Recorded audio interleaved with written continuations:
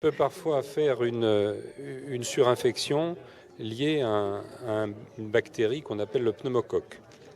C'est la raison pour laquelle il y a une recommandation de vaccination contre le pneumocoque qui est faite. Et c'est vrai que cette année, particulièrement dans le contexte actuel de pandémie grippale, il y a eu une recommandation en juin faite pour que les personnes chez lesquels déjà est recommandée la vaccination contre le pneumocoque, notamment les enfants, eh bien que cette vaccination soit faite. Et c'est la raison pour laquelle il y a eu effectivement au cours des semaines passées une réponse positive de la part des personnes chez lesquelles auxquelles était faite cette recommandation.